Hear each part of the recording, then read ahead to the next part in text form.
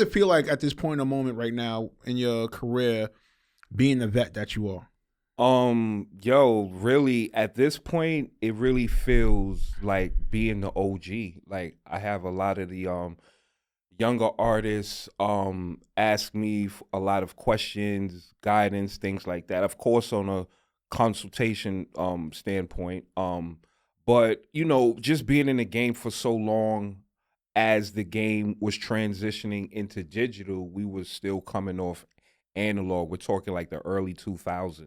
Right. You know what I mean? So transitioning from that to this, it's like we had one foot in the old way and one foot in the new way. That's when I created my imprint, New Industry Music Group, because I always wanted to be a step ahead of the curve of what's happening in music, and that is what kept me going and going and whatnot.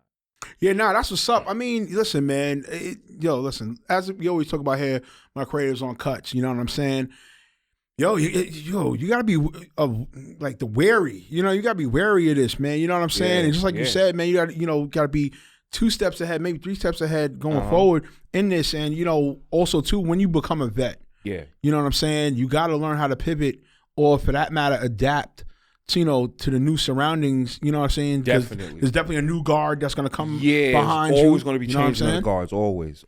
Nah, real shit, man. Real shit.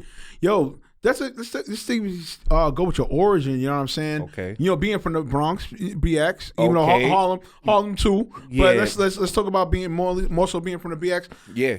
Yo, what was louder growing up? You know what I'm saying? Was the music in your crib or the chaos outside your window? Man, that is a very good question, Reemo. Yo, sheesh. Listen, wow. I know my creatives. Listen, man. Shout out to Reemo Meerak brand team. Yo, damn, we be wilding in pre-production. That was spot on right there. I want to say it was equally balanced because coming from the Bronx, Fordham Road section, every day is a festival. 25/7. There's always a party. Any hours of the day, it didn't matter. The music volume is always on 12 in everyone's apartment. Things like that birthed Romeo Santos from the Bronx also. Shouts out to the homie Romeo and all of that. But yes, sir. He's a byproduct of all of this right now. You know what I mean? And just to witness it come about and to see how these kids have grabbed it and ran forth with it, it's really a beautiful thing. Because being an elder myself, I never wanted to be one of those OGs that be like, they shit on all of the new sounds, all of the new waves and things that's coming about. Right. I could never do that, because when we was coming up, the industry before us, they was on us. You know what I mean? And they gave us a break, and look what happened. We made our way. We have our Wu-Tangs, our Nas's, our DMX's, our Clips, our Redmen. That's my generation. But the generation before that, they didn't show no love. So being that I saw that in real time, I'm like, who am I to mess up tradition? Let me just step to the side, and all of the youth, the little TJs, the Ice Spices, the K-Flocks, all of these kids are from my neighborhood. Damn. You know what I'm saying? Seeing all of them come up, and to see them come up and to do the things that they're doing, it's a beautiful thing. So who am I to knock their hustle? Yeah, that's what's up, man. I mean, see, that's the thing. Like the whole shout out to Lord Jamal. I believe he's the one that kind of coined the phrase ageism. Yeah, you know what I'm saying? Yeah. He was one of the main people thereof. Don't quote me wrong, my creators, but you know what I'm saying. In hip hop, it's always been that battle. It's always been that battle. And you know it shouldn't be. No other genre is not like that. All of these guys, they, look at Aerosmith and all these other guys. They're still touring. Billy Joel. The list goes on. Why does it have to be a cap in hip hop? Well, I tell you what, my generation, we've put a stop to that.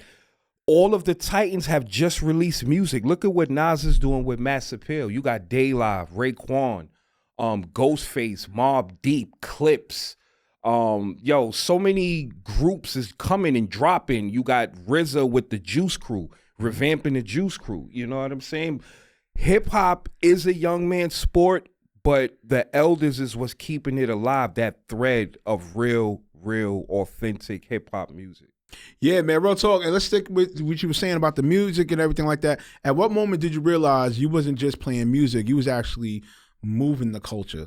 when it comes to your origin of your story? It was actually at a block party. Okay. You know, this was before Serato, 2 Technique 1200s, mix in the middle. I did a mix.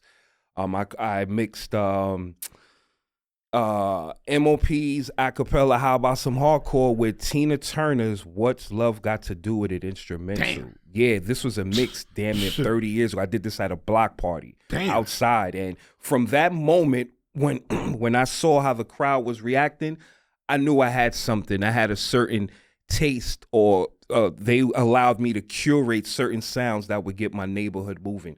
Shouts out to Do Up and the Bounce Squad. Yeah, nah, that's what's up. Now, real talk. Also, too, man, I want to take it. I want to segue. You had recently made a comment on a previous episode. You know what I'm saying? Shout out to my man Julito. You know what I'm saying? From that area, Mango. you know, from Creso. Yeah. We was talking about the Mango Piña. I want to know from you, like, being like how much were you within that moment or in that time frame? Shit. And also, too, I want you to take my creatives to, like, just seeing that movement firsthand. Listen, man, Mango Piña, that movement, that was pretty much our cookies and runts back then, 25, 30 something years ago. Right. I've never seen people wait on a line on 194th and Creston, spreading all the way down to Fordham Road to get a dime of mango. Now, keep in mind, these Mango Piña bags, you pulling like 5 blunts out of them. Me personally, I done gave these dudes thousands of dollars.